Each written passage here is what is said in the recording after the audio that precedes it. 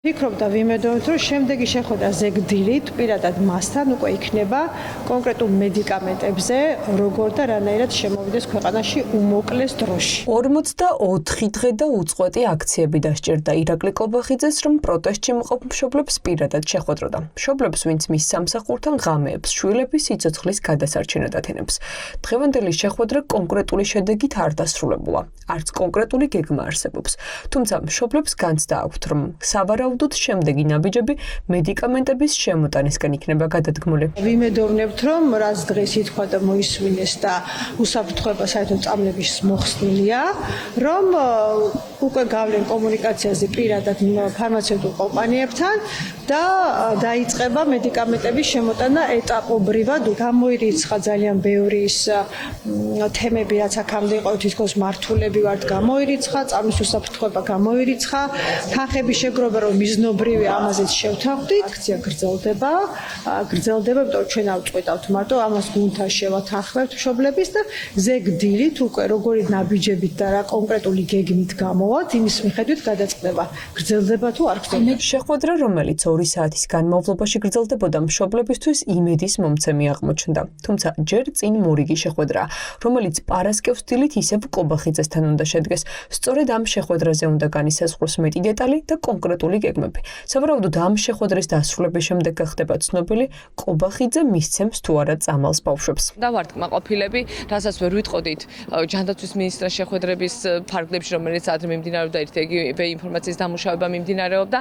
ეხლა უკვე იყო რაღაცა კონკრეტული და უფრო რეალისტური და იმედის მომცემი. თუმცა ჯერჯერობით ვერ ვამბობთ მედიკამენტებთან მიმართებაში რა როგორ წარიმართება, იმიტომ რომ ზეგრინდელი შეხვედრა ამის თქმის საშუალებას უფრო მოგცემს სწორად, რომ რაღაცა ინფორმაცია რომ არასწორად გავაშხეროთ, არ მინდა რომ რაღაცა ისეთი ცრუ იმედები შევქმნათ ამ ეტაპზე. 4 მედიკამენტზე იყო საუბარი, რა გზებით შეიძლება აწარმოოს სახელმწიფო მოლაპარაკება, იყო ეფექტურობაზე საუბარი ამ 4 მედიკამენტზე. ძირითადი მოთხოვნა არის მედიკამენტების მიღება, ბუნებრივია. ის პროცესი, რომ საზოგადოებამ გამოხატა სოლიდარობა, ეს არ არის არავის მხრიდან მართული, ეს დაკავშირებულია მხოლოდ იმ პროცესებთან და იმ საჭიროებებთან, რაც აუცილებელია ამ ბავშვთან მიმართებაში.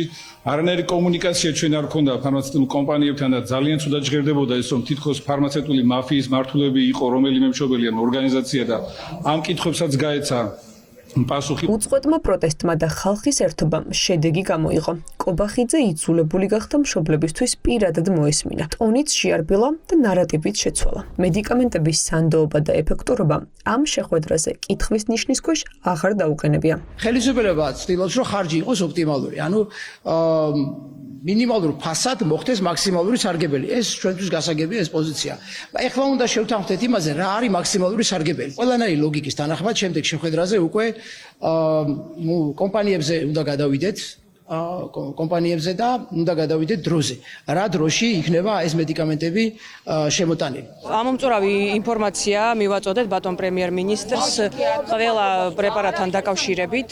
თვითონაც რა თქმა უნდა ქონდა უკვე მოძიებული გარკვეული ინფორმაციები და შემდეგ შეხვედრაზე უკვე კონკრეტული გეგმები დაისახება იმისა, რომ უმოკლეს დროში მოხდეს უკვე ეტაპობრივად ამ პრეპარატების შემოტანა ამ ბავშვებისთვის. მშობლები 4 სამკურნალო მედიკამენტს ასახელებენ, თუმცა რომელიმე მათგანს შემოიტანს თუ არა ხელისუფლება, ეს დღეს შეხვედრაზე არ დაუკონკრეტებიათ, მაგრამ გავიგეთ, რომ მთავრობას 2 მედიკამენტის მიმართ ნაკლები კითხვის ნიშნები აქვს. მაქსიმუმ ზეგდილამდე შედგება მეორე შეხვედრა, სადაც უკვე იმედი გვაქვს, რომ ერთად დავსახავთ საკითხის გადაჭრის გზებს. იმედი გვაქვს, რომ ეს ერთობლივი გადაწყვეტა გამოიძებნება ამ საკითხისთვის. პირველ რიგში ჩვენ უნდა ამოვიდეთ, რა თქმა უნდა, ბავშვების ინტერესებიდან. ამ დასახელებული მედიკამენტებიდან ორთან დაკავშირებით გარკვეული ნაკლები კითხვები არსებობს და თქვა სხვასთან მიმართებაში მეტია ეს კითხვები და ასე შემდეგ. ეს რა თქმა უნდა ყველაფერი ეს აუცილებლად საჭიროებს ძალიან დეტალურ ანალიზს, რაც შეიძლება სწრაფად და რაც შეიძლება ეფექტიანად მოინახოს გადაწყვეტილებები, რომელიც იქნება რეალურად სასარგებლო თითოეული იმ პაციენტისთვის, რომელსაც უნდა ემსახურებოდეს ასეთი გადაწყვეტილებები. რა წამს იქნება მზად გადაწყვეტილება მისაღებად, რა თქმა უნდა, ყოველგვარი დაყოვნების გარეშე ასეთი გადაწყვეტილებები იქნება მიღებული. შემდეგი შეხვედრა, რომელმაც დამატებით კითხვებს უნდა უპასუხოს 2 დღეში გაიმართება. მანამდე კი კანცელარიასთან მშობლების პროტესტი ისევ გრძელდება. გრძელდება ბავშვების მხარდასაჭერად თანხების შეგროვებაც. დაიცავი ილიაუნის ინფორმაციით, დიუშენის მქონე ბავშვებისთვის უკვე 2 მილიონი ლარი შეგროვდა.